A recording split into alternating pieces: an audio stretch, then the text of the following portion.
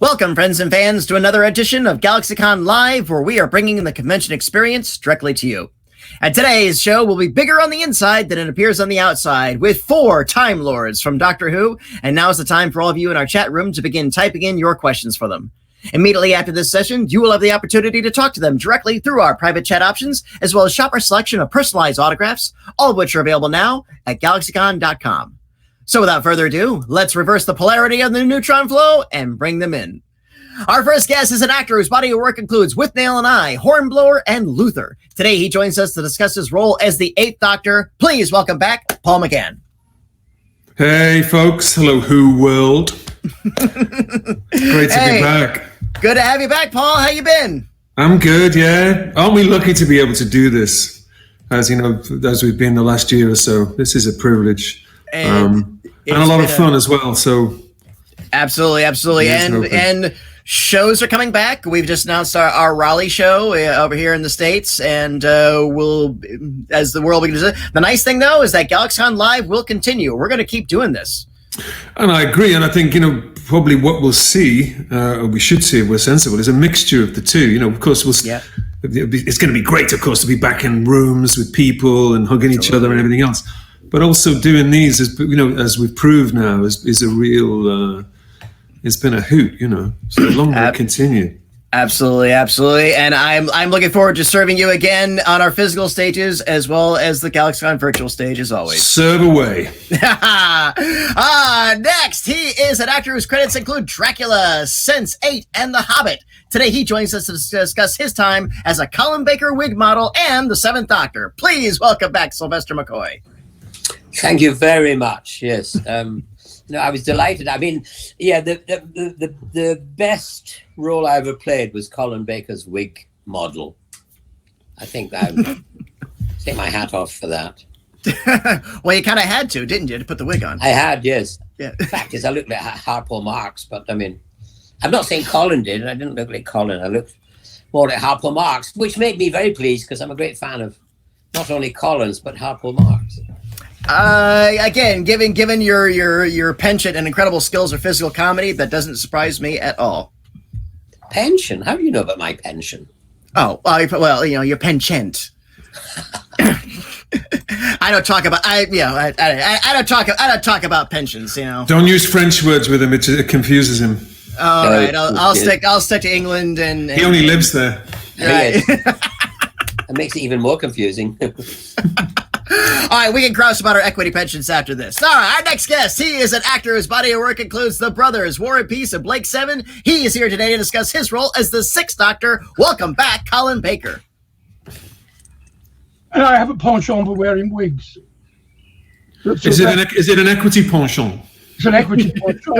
I thought you were on a diet. I know you had a penchant, but you said you lost a lot of weight. Yeah. Oh, I thought you said pawn shop. I was like, really? A pawn shop for wigs? You may find it hard to believe, but 2.5 stone, yeah. Oh, well, bravo. Thank you. What's that in kilos? Oh. Who are you? What's that in kilos, you modern person, you? Come on, man. I only do Fahrenheit, pounds and ounces. I don't know what it is in kilos. Anybody else know? I bet one of our guests knows. You don't do kilos in America, do you? No, and I'm screwed up because my generation, when we were kids learning measurements, they tried to teach my generation metric, and then they gave up. So I went from English to metric and then back to English, and so we're gaffed. What's 2.5 stone? 28 pounds, about 30 pounds. A kilo is 2.24, so work it out. 14 kilos then. 14 kilos. There you go. All right. There you go. That's a lot of K's, dude. I had a lot of K's to lose. Well, Colin, absolutely glad to have you back. Glad to see you in good spirit and good health as always. Thank you. What I'm looking forward to is losing the entire weight of Sylvester. Just cut one of your legs off. Just have done with it. Yes. That's the way to do it. And finally, he is an actor whose body of work includes The Strain, Game of Thrones, and the Harry Potter film series. Today, he joins us to discuss his multiple roles in Doctor Who, including the voice of the Shansheet, Solomon, the First Doctor, and William Hartnell, the actor. Please welcome back David Bradley. Oh, hello, and thank you for that intro. I must look myself up. Very generous. Thank you. I hadn't realized that you'd gone back to feet and yards and pounds and ounces. So I want to live in America. I miss it so much. It drives me up the wall, all this kilos and units of 10, basically. Yeah. Just throws you completely, doesn't it? Yeah, when I go for medical for every TV and whatever you do, and they say, "What's your weight?" I say, "Well, I'm at 11 stone. Work it out, I used to be a pub. There was a pub in Islington called the King's Head where they didn't change over from pounds, shillings, and pence to the decimal. And I used to go in there and get terribly depressed because I knew what pounds, shillings, and pence meant organically. I could feel it. It was, I grew up with it. It was internal as well as external. And when I went in there and asked for a pint one day and they said it was 17 and 6, I became so depressed. I didn't realize, because I was drinking it in decimal, and I didn't no idea what that value was. So I mean, I've never forgotten that. Yeah. I wonder if they still do that, because last time I was in there, I paid in pounds and pence. Yeah. Anyway. I just throw a credit card or insert it in the machine and just hope for the best. Yeah. Yes. Yeah. So indeed. Well, gentlemen, as always, welcome back to the GalaxyCon virtual stage. Looking forward to the day where we can again host you at our physical stages. In the meantime, we have this ongoing forum. So glad to have you here. Our team is going through the chat room right now, pulling out the questions. In the meantime, I'd just like to throw this out. What was the craziest day that you experienced on the set of your run on Doctor Who? Let me go first because I only had a handful of days, and it was that day we did Night of the Doctor in Cardiff. There you go. Yeah, definitely. We shot that in a day. Well, day. That's 2 hours. A day? A day, yeah, and maybe a little bit of the next morning. Well, it was only 6 minutes long, so yeah, it was just a day's filming. But there was some pyro and stuff. It was like, and we arrived, and it was in a corner of the studio in Cardiff where the 50th film had just been shot. Yeah, and we'd waited till they'd wrapped. We went in on a Sunday after the Saturday, and there was still sort of detritus around it at a party. I think there was still a few stragglers, a couple of walks of shame, a few people sort of hidden under sofas. And that was a great day. Anyway, so that's my answer. That's easy.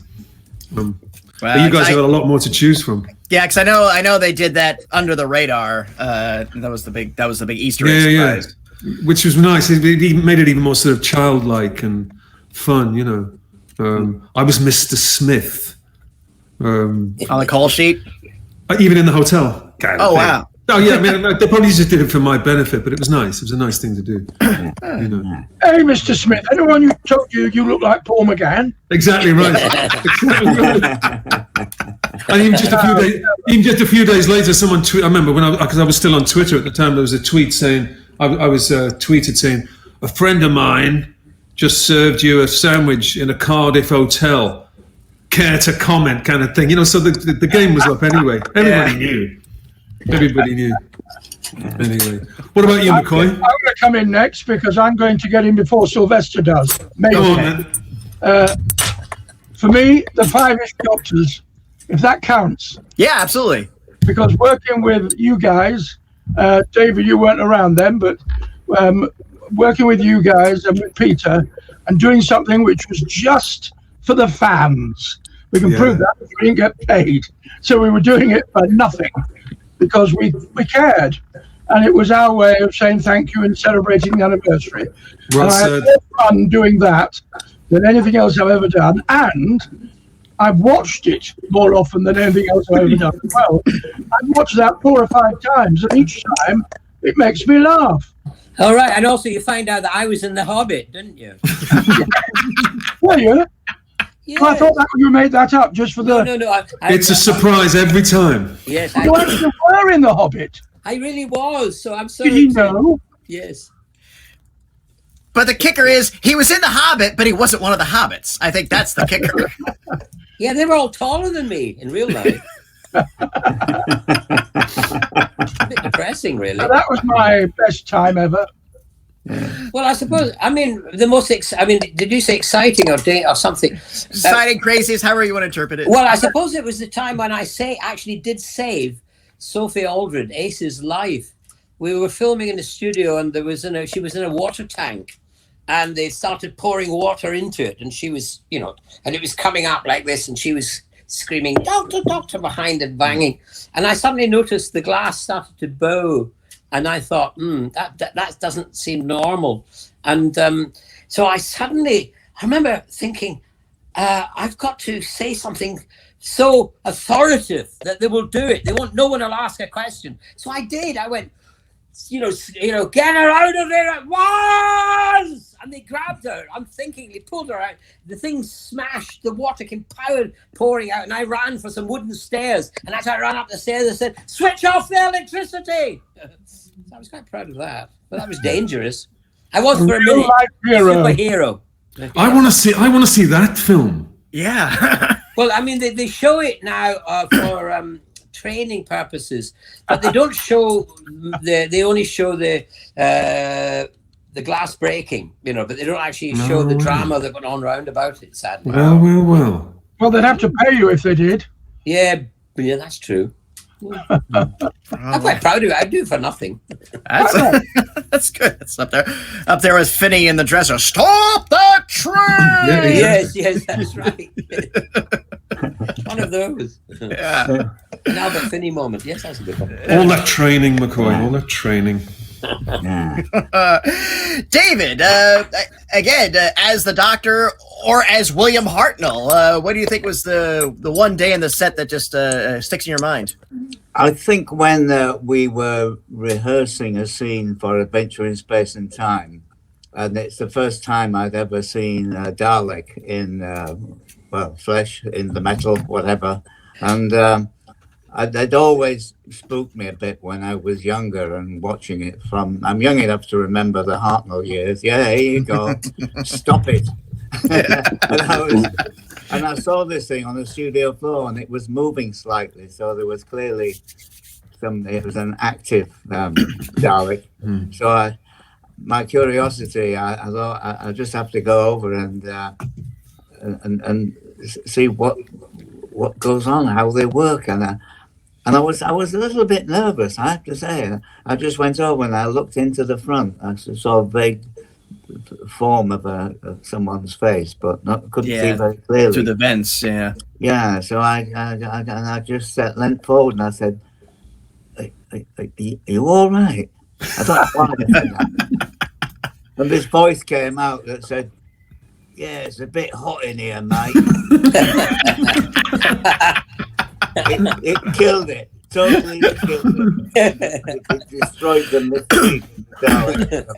I can attest to that. I've been in a BBC Dalek, and yeah, it's get a little stuffy after a few minutes. So yeah, I've got the other side of that story, if you like, because once at the end of recording, I'd been upstairs for a cup of tea in the bar, and on my way back to the dressing room, I went through the empty studio. And right in the middle, with the working lights on, so it's quite dim, was one solitary Dalek. And I'm blasé about Daleks now, until you're in the dark with one, and suddenly the eye stalk moved. And I knew that all the people were up in the bar. And I was in a state of temporary anxiety. It turned out one of the engineers got inside to oil it because it was squeaking. yeah. But for a moment, that was a real Dalek. So even when you've worked with them for years, they can still have that effect. Yeah. Wow, nice, really nice. Excellent, gentlemen. Thank you for humoring me for that. We're good to go on our audience questions, so I say let's roll our first one. And this one comes from Basie Laird. What time would you want to live in if you could choose the era? I like the Renaissance, I think, in Italy. I think that'd be great fun. What would you be in, like one of the artist studios or one of the bordellos, or where would you picture yourself? Both. Well, I mean, the artists were always in the bordellos, and the bordellos were always in the studios. I mean, they kind of all intermarried. You'd still be a performer, though, wouldn't you? You'd still be somebody that wanted to. Oh yeah, I think I'd be juggling and blowing fire, and kind of fooling around, making mischief. And yes, I hope so. Yeah. I'd like to go back to the Elizabethan age and get a taste of what the Globe Theatre was like. Live on the South Bank, where all the sin and degradation were in the and the bear pit, rather than on the Puritan side, which was the north of the Thames. But to be part of and to be able to watch those plays and see how good these people really were. Wouldn't it have been great to be in that gang that walked the remnants of that theatre, and the one in Shoreditch, and they walked it across the frozen Thames, and they built the. It would have been in that gang. Over. Yeah. Because there was a landlord dispute, wasn't there? In the Curtain Road venue, and during the night they dismantled the theatre and literally walked down what's present day Bishopsgate across the frozen Thames to the site of the present Globe. And relocated, Yeah, because the theatre manager, Henslow, was going to double the rate. That's right. Because they weren't taking care of some barn. There was a barn, wasn't there? It was part of the lease that they had to maintain this. Anyway, he got them on some technicality, so they just took the lot and legged it. It's great. The river. It's a fantastic story, isn't it? Yeah, I want to be in that gang. I want to be in that gang with you. I think I'll join you, Paul. Nice. I was just reading a biography by William Carlos Williams, and again, partly it's in 20s Paris. I mean, there's lots of stuff about 20s Paris. You can read, Movable Feast and those things, but it's one of those places in one of those eras, and it just makes you think, oh, wouldn't that have been great just to have hung around with those people? Yeah, or any of those people, just for that couple of years in the mid-20s, maybe. Even if you had no arse in your trousers, it would have been just great to have been in there, just soaking up the atmosphere. Anyway, so that's my pick: mid-20s Paris. Nice. Yeah. Nice. How about you, Colin? I'm going for the future. I'm an optimist. I want post-COVID, when we've sorted out global warming and we got global cooling or whatever is required, when we've all grown up a bit and realized what this planet could be and should be, and that we've stopped it from being. And I'd like to sample that for myself. Well said. Taken. Well said. Bravo. You rebel. I really would. I know you would. I'd love to think that we're going to stop cocking it up. Well, we have to, really, because if we don't, that's it. Goodbye. Exactly. But you try to convince them that. I mean, the thing is that surprises me is that in these recent elections, that the Greens have not done better. I mean, in Germany, the Greens might end up running the country. Why is it in this country? Do we not realise that, we need to do something really dramatic? I think the Greens have done okay locally, but of course nationally it's impossible for them in the UK because of the voting system. The voting because system in Scotland they've got a different voting system and they've got a few more Greens in. But I mean, I would expect that to really be a surge. People not worried. I'm worried about the end. We were taking the results of the local elections this morning here. I live in the city of Bristol, in England, and an 18-year-old Green, a man. Has been elected councillor, and to me I think that'll do. That if that's replicated even, in some small way around the country, it's a start. It's a beginning, because it's that generation that's going to fulfill Colin's dream of any kind of future. 16 or 17, you're allowed to vote. I think this is the same in Wales as well. It's only in England that allowed young people to vote, and I mean, they need to vote because it's their world that we're destroying. In USA, it's 18. So well, it's 18 in England, but not. As long as I can remember. Yeah. But there are certain parts of Scotland, I think. All of Scotland, all of, and Wales, you can over 16 and you can vote. But they're frightened, aren't they? Because anyone of that generation has an opinion about our generation, quite rightly. Yeah. The young ones are going to topple the towers of Ilium, and they're trying to stop. Well, I have total faith that they will be asking more tougher questions than we ever asked. And, Yeah, indeed. Yeah, over here in the United States, 18 to vote, 21 to drink, and you can buy a firearm at 9, but that's just America. So, so Lazy Laird, thank you. Very fun question. What do we have next? From Mark. Ooh, which Doctor Who villain would you hate to face in real life? Well, we have Weeping Angel, man. Weeping Angel. It's got to be the Weeping Angel. I'm telling you. Yeah, I think so. It's the most perfectly realized, childlike, scary baddie invented for yonks, in my view. It just works. It works in the spirit, the old spirit of Doctor Who. You know? Yeah, I love that. That's mine. Don't blink. Love it. I mean, I was in Norway. No, it was actually Sweden. Late night, coming out of an English bookshop, and there was a church with a steeple. And there was this light shining on the steeple, and there was an angel. And I nearly got run over because I tried to walk without blinking. And I walked into the road and nearly got killed. There's a moral in there somewhere, McCoy. There is, yes. The weeping angels are dangerous. It was a weeping angel for real. Nearly killed me. Indeed. Clowns. Were there ever clowns in Doctor Who? Yes, I did one called The Greatest Show in the Galaxy. Yes, you did. And the actor who played the clown, the lead clown in that, was brilliant. I'm terrible at remembering names, but I'm sure the fans will correct me and let me know who he was in EastEnders too. Wonderful, brilliant he was. And there's a lost one, wasn't there? William Hartnell lost clown one, wasn't there? There was, I think in the Chase they did that way too. And the Chase was a big, huge 10-parter where he actually fought Dracula and Frankenstein as well, because they were in a futuristic haunted house and stuff like that. So that was one of the crazier. Where you got to see Frankenstein's monster destroy a Dalek. Oh right. So that was pretty good. So David, any particular Doctor Who villain you'd hate to face in real life? Well, not a specific villain, but what overtook me as a fear factor during Twice Upon a Time was the Cybermen. Because they're very anonymity. Oh, how did I say that without a retake? A very anonymity and that faceless thing.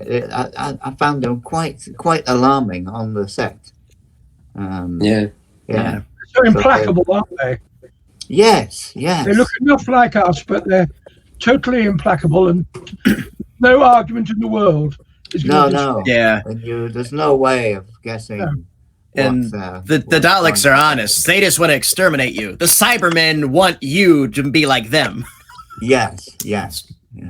I wouldn't mind because they're quite tall. Yeah. No, your Cyberman would still be a headshot. Oh, there's Sylvester. Colin, who would you hate to face in real life? I told you. Sorry. Clown. Cloud. That's right, Clown. Sorry, my bad. So, Candyman. Ship up or ship out. That's right. Candyman scared the crap out of me when he first came on. You up against it, Sylvester. Just the idea of this robot covered in candy and with a high-pitched squealing voice was just... Yes, I mean, when it came out, the adults who watched Doctor Who then thought it was silly and ridiculous, but the children who watched it were terrified. And that was like one of the things that the Doctor Who does very well. It takes a common, lovable, cuddly thing and then turns them into a rather frightening monster of some sort. So, the Candyman was quite good, really. Yeah. For that reason. Exactly. Mark, thank you. Great question. What do we have next? From Debbie. If you could write your own episode of for your Doctor, what would you like it to be about? Me, all me. Yes, I'd like it to be about him, all him. Thank you. God. I'd like to attempt a silent movie episode. Was it ever done? Was there ever? I requested Big Finish. They asked that question of me once, and they said, "What would you like to do?" And I said, "A silent movie for Big Finish." And they actually went away and researched it, and they said they'd come up with an idea of how to do it. But then the BBC proper, the TV one, the visual one, said, "No, we can't use that. We're going to do that," and they never did do it. So. Yeah, that would be good, a silent movie one. I'd like it. I'd like to, that's my answer. But if I'd like to write a silent movie episode, it would be fun to see a visual one. Yeah, with no dialogue. Yeah. Would it be? I'd love that. I don't have to learn any lines.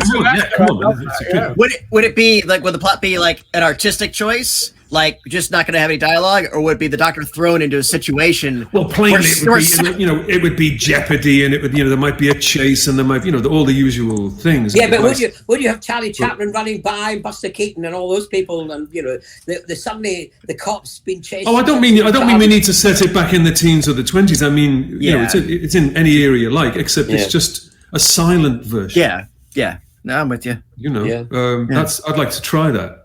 Just to see how the actors would cope, mainly. Yeah. Well, I think a lot of them would cope very well, not having to learn any lines. You might well think that. But, anyway, that's my answer. Yeah, that's a great one. I like that. Yeah, indeed. Anybody else, if they could write their own ticket? Lately I've been just absolutely absorbed with these Mars mission that's going on, and I think it'd be wonderful to for the Doctor to discover life on Mars. Maybe even go back to when all those rivers were running through the canyons, and as it was, because it looks as though there once was, to me anyway, and I'd love that to be a Doctor story. There is a precedent for that. The race called the Ice Warriors are from Mars, a class Doctor, but we've never seen them at the apex of their civilization. So that would be a great story. I'd love to see the first Doctor going to the height of the Ice Warrior civilization. Maybe this morning I was reading about what Elon Musk was saying about Mars and the idea of living on Mars, and particularly the bit where he says, it's really going to be hard, and you probably ain't coming back, and you might die, kind of thing. There's all these caveats. So maybe that would be a great episode where the Doctor gets involved in that, and there's a sort of Elon Musk character. There's some human transportation, or there's something trying to get there, and there's trying to quit the planet and live there. Well, I being a Scot, I would open a fish and chip shop and sell deep fried Mars bars. There's always one, isn't there? There'll be batter. There's always one. Dressed in batter. Martians would be kind of go around. Like, they wouldn't be wearing, it'd just be batter they had. That'd be good. War of the Worlds. Actually, there's always a Scot involved. In Ray Bradbury's Martian Chronicles, a guy does that. The first early colonists to Mars, he actually sets up a diner on Mars. And Darren McGavin played him in the TV version. So it wouldn't be too hard for a Scotsman to open a pub. So absolutely. Yes, absolutely. I'd like a story where Jennifer Lawrence plays 20 identical characters, only one of whom is the real Jennifer Lawrence, and the Doctor has to find out which one it is and destroy the other 19 Jennifer Lawrences. Yes, I could see it'd be fun finding out. Yes. Yes. If I were a therapist, I'd be very interested in what you have to say next, and how you came to this. If you were a therapist, I'd tell you. It's very interesting, Mr. Baker. Do go on. No, you don't have to. Debbie, thank you. Great question. And a reminder to our audience, if you would like to chat with our guests like I am now, or purchase a personalized autograph, please sign up at galaxycon.com, and let's roll another one. All right, here's one from Island. Ooh, do you have a favorite guest star from your time as the Doctor? Which island is Island? I don't know. from Island. Look, Ireland, and it's been transposed honestly, incorrectly. do you have a favourite guest star from your Or time? Iceland. Iceland is, It could be Iceland. yes. But maybe her name is Island because, you know, she was conceived on an island. Well, that's her name. I just read it. Well, it's the screen name people put in our chat room, so Maybe. it's like a No Twitter man handle or is an something. island. Entire of its. No, but this might be a lady. She might be a lady. That ain't no lady. It was that Schnitzel Down. wasn't it? Anyway, we digress. What's the question? What's your favorite guest star? from Patrick your time? Patrick Troughton. When I was doing Doctor Who, Patrick Troughton was a guest star in one episode. I couldn't name anybody else if I've worked with him, because for me, he's the man who did the hardest job of the lot. Without him being a brilliant Absolutely. doctor, we wouldn't be here talking to you now. That's And right. working with him, He made it work. Yeah. and he was effortless and charming and generous and kind and clever and witty and all the things you would hope a doctor would be. And he does it without waving any flags, just by being Patrick Troughton. I loved him. Oh, bless him. Bless him. Yeah. Well, I think I'm not going to answer that question because there were lots of different people I enjoyed working with immensely, really. And I wouldn't like to pick one out because I'd upset the others. No, they were, Yeah. Well, then you just say a guest star you enjoyed working with of the That's many that you did. understandable. Yeah. Well, because we've only done the big finishes, really, and you know we've done lots of them, and I'm with McCoy, and there's been so many that have been fantastic. It seems churlish to single one out, but I'm going to. Well, in fact, two of them. Wendy Craig.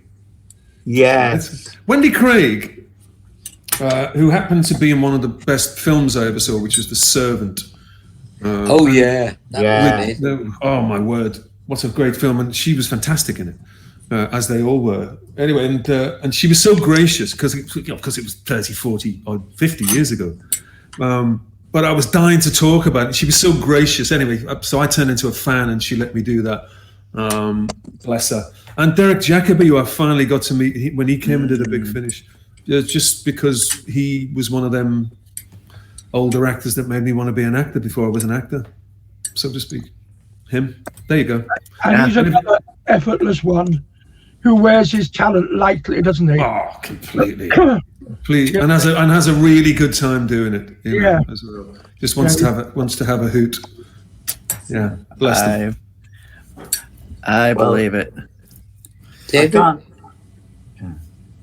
I can't say I had a favourite guest star because I never had one.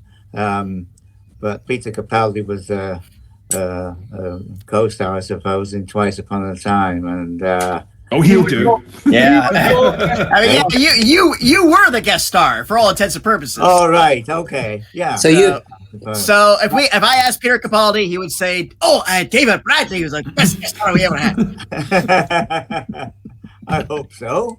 Not much of Peter, but when I was doing the big finish, Carol Ann Ford came in for a day's recording. Oh. So that was quite something. The legend that is. Yeah. Yeah. So that's all I can say. Incidentally, I worked with Patrick Troughton in Family at War, in the early 70s. And I then went on to work with his son, David Troughton, in The Tempest and other things at the RSC. Then I worked with Patrick Troughton's grandson, Sam, in a TV series. So that's a unique thing, I think, working with three generations of one family. Well. Yeah. That's fantastic. Yeah. well, I suppose great. the one that for me really would be, I suppose, Ken Doddy. Ha-ha! Mrs. Which was an extraordinary, wonderful experience. He arrived. Did you do Shakespeare with him? Pardon? Did you do Shakespeare with him? No, he was a Doctor Who. He was in one of my. Oh, he was in a Doctor. Oh my word! Yeah, it was. It was quite a silly one. Well, it was quite fun, really. Dealt on the Bannerman. What happened was that we landed on a platform. You know, this platform in space, and we were the billionth people to land in it. Bonnie and I. We came out. Said all these lights went on, and then Ken came out going, "Ha ha!" welcome, you've won a prize, you're going to go to Disneyland. And so there was in a bus, an old 1920s bus or something, and everyone, we filmed it in Wales, so all the people, extras, were all Welsh people who worked in clubs, the clubs in Wales. And it was hilarious experience, really, because he would, he had them in stitches getting onto this bus. The thing is, they never put it in the TV thing. They kind of didn't bother doing it, really. But he was so sweet, because when he arrived, he said, listen, he came up and said, look, anyone, tell him, if you see him doing anything, let me know. I mean, you guys know how to do this. I haven't done this very often. And, it was really humble of him. But this was a sad thing happened was we were outside in the OB van watching it. And Ken was doing something. Oh, yes, he was captured by and killed by the villains. And while it was all happening, he was going, he was doing Ken Dodd, the character he plays, not Ken Dodd, the person. And the director and the producer were looking at it and said, what's he doing? What's he doing? And I was sitting there thinking, but why don't you go and tell him? I mean, all you have to go to him and say, listen, Ken, imagine you're at the Palladium and the IRA arrived and, that's it. That's what you are. That easy. And he would have done it. And of course, I couldn't do it because he was Ken Dodd. How could I run up to Ken Dodd and say, hey, Doddy, look, don't do it. This is, I know he asked, for help, but and it was one of those things you sat there and then, they'd cut down his part very dramatically. And, it was just so sad, really. He was a genius. They in that episode, they put him in that really crazy costume. It looked like if Liberace was an ice cream salesman. Never knowingly understated. Yeah. It was purple, and he had like a hat and glitter, and he was lovely. He was lovely, And afterwards, I went to see him do a show live. 5 hours later, I went around to the dressing room, and he was very welcoming. Because he was notorious for the backstage staff would used to go home at 11 o'clock and he'd carry on until 2 or 3 in the morning. They wouldn't let the audience leave. Wow. Yeah. Nice stuff. Islands, thank you very much. Great question. What do we have next? From Rio. Have you ended up in possession of any props from the set? Yep. Not for once of trying. Most actors will try and steal something. Come on, boys, admit it. You will try and sort of half-inch something, won't you? I had the costume. Colin and I both had the costume. Because they gave us the costume, the spare one, to do personal appearances and stuff like that. And so when both our times came to an end, they forgot to ask for the costumes back. I've still got the umbrella, one of the original umbrellas. Oh, okay. I remember when we shot Kate O'Mara's front. When we shot the pilot thing, the so-called movie in Vancouver, they sort of knew, they knew a bunch of actors there. They're going to want to nick a few things, and of course, because it was a pilot, notionally we were going to all reconvene 6 months later and shoot the first episode, and everything was going to go into boxes and everything. They watched us like hawks for the last 2 or 3 days. So we didn't get away with anything. But normally one does. It's just a tradition. Paul, do you still have the leather jacket when you were doing like the your version? You still have that outfit? Yeah, that's upstairs somewhere here. Yeah. Okay. Yeah, I always loved that look. It was so yeah. I have that. Awesome. Anybody else? We all plundered everything we could. Of course you do. All you had to do was stand outside and watch what was being thrown in the skip at the end. And at one point, they were chucking Daleks into the skips outside the stage door. Wow. And people would grab bits and run off with them. And I got to the point when I was doing it, I say, what's going to happen to this? And they said, skip, off with it. And over the years, I've given a lot to charity auctions, but I've still got some bits, and the costume, like Sylv said. But John Nathan Turner insisted that I took a costume home because they were getting nicked stolen from the wardrobe at Shepherd's Bush. He said, the safest place to keep this is in your house. And I've still got it. Nice. It's the thing about public broadcasters, isn't it? The public think they've got a little right to just come in and take bits of it from time to time. People got jobs at the BBC so that they could, as cleaners, to clean the Doctor Who office. And John would put up false things on the blackboard saying the Doctor's wife was one, actually, long before the other Doctor's wife. And it was in the press 2 days later. The Doctor getting married. Baloney. Well, apart from my Astrakhan hat of William Hartnell, we were the last people to film or even work in the old BBC broadcast, BBC in Shepherd's Bush. And when we shot 1 or 2 office scenes in there, and we shot in that little circular area in the middle, and it was already due for renovation. I think it's a kind of hotel now of some kind. Yeah. And I was walking around the corridors, and there were all these iconic photographs of everyone from Sir Black, Bruce Forsyth, and all the great actors who'd worked there over the years, and the massive 4 foot by 4 foot pictures lining the walls. You must have seen them. Yeah, I remember them. Yeah. And I saw one of my comedy heroes, Peter Cook and Dudley Moore, and I said to the first AD, "Oh, I love that picture. What are they doing with these pictures?" And he said, "We don't know. They may be just scrapping them." I said, "Oh, that's that." And then when I wrapped that day filming, I found it in the back of the car taking me home. He'd taken it down. Great story. I've got it downstairs. I'm trying to find a wall big enough for it. Well, you should have bought a house. If your new house, you should have measured the walls before you moved in.